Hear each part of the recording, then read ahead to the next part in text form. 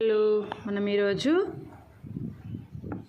3వ తరగతి తెలుగు చలికాలం సంసిద్ధత పాఠం అభ్యాసపత్రం 18 బోధనాంశం సంభాషణలు. ఫస్ట్ బిట్ ధారాళంగా చదవడం, అర్థం చేసుకోవడం.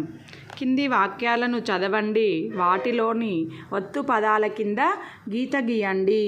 ఇక్కడ కింద మనకి 4 వాక్యాలు ఇచ్చారు. ఆ వాక్యాలను చదివి వాటిలో ఒత్తు పదాల కింద గీత గీయమని చెప్పారు. ఇక్కడ చూద్దాం ఏమి ఇచ్చారో వాక్యాలు చూద్దాం. ఫస్ట్, అమ్మ పాపకు స్నానం చేయించింది. సంతలో నేను బొమ్మలు కొన్నాను. పుస్తకంలో బొమ్మలు బాగున్నాయి. వర్షంలో పిల్లలు గెంతులు వేస్తున్నారు. ఇక్కడ మనకి ఒత్తు పదాల కింద గీత గీయమన్నాడు. ఇక్కడ ఒత్తు పదాలు ఏమి ఉన్నాయి చూడండి. అమ్మ పాపకి స్నానం చేయించింది. అమ్మలో మా ఒత్తుంది, అమ్మ. స్నానంలో నా ఒత్తుంది. నెక్స్ట్, సంతలో నేను బొమ్మలు కొన్నాను. బొమ్మలులో మా ఒత్తు, కొన్నానులో నా ఒత్తు. అంతేనా? నెక్స్ట్, పుస్తకంలో బొమ్మలు బాగున్నాయి. పుస్తకంలో అన్నప్పుడు తావొత్తు, బొమ్మలు అన్నప్పుడు మా ఒత్తు, బాగున్నాయి అని అన్నప్పుడు నా ఒత్తు. నెక్స్ట్, వర్షంలో పిల్లలు గెంతులు వేస్తున్నారు. వర్షంలో రా కింద షావొత్తు, పిల్లలు లాకి లావొత్తు. గెంతులులో ఒత్తుందా లేదు. వేస్తున్నారు, వేస్తున్నారులో తావొత్తుంది, నా ఒత్తుంది. ఈ విధంగా మనకి ఒత్తుల పదాల కింద మనం గీత గీసాం. ఆలోచించి సొంతంగా రాయడం స్వీయ రచన. కింది సన్నివేశం చూసి వారి మధ్య సంభాషణ రాయండి. మనకి ఇక్కడ బొమ్మ ఇచ్చాడు. ఈ బొమ్మలో ఏముంది చూడండి ఒకసారి. ఈ బొమ్మని అబ్జర్వ్ చేయండి. ఇక్కడ తల్లి ఉంది, కొడుకు ఉన్నాడు. ఇక్కడ కోతి చెట్టు కొమ్మ మీద ఉంది. కోతి చేతిలో ఏముంది? అరటి పండు ఉంది. మీరు ఇక్కడ ఏం జరిగి ఉంటుంది చూడండి. ఈ బాబు ఇక్కడ ఏడుస్తున్నాడు అరటి పండు కోసం. అంటే బాబు అరటి పండు కోతి తీసుకెళ్ళినట్టుంది.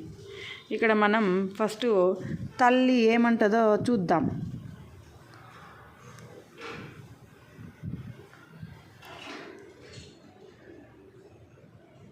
నీ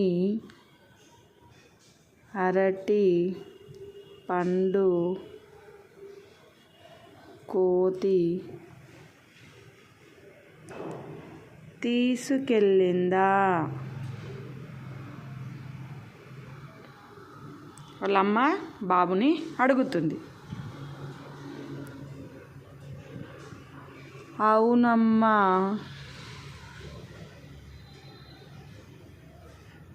నా పండు నాకు కావాలి. నా పండు నాకు కావాలి అని ఏడుస్తున్నాడు. పోనీలే, నేను నీకు ఇంకో పండు ఇస్తా. సరే, అది తీసుకెళ్ళనీలే, నేను నీకు ఇంకో పండు ఇస్తా అని తల్లి అంటుంది. కొడుకు ఏమంటున్నాడు? ఏడ్చుకుంటూ నాకు ఆ పండునే కావాలి అని ఏడుస్తున్నాడు. ఓకేనా? ఈ విధంగా మనం ఊహించి రాయడం అంతే. అక్కడ ఏం జరిగిందన్నది మనకి తెలియదు కదా. మనం ఊహకి అనుగుణంగా మనం ఒక సన్నివేశాన్ని తయారు చేసుకున్నాం అంతే.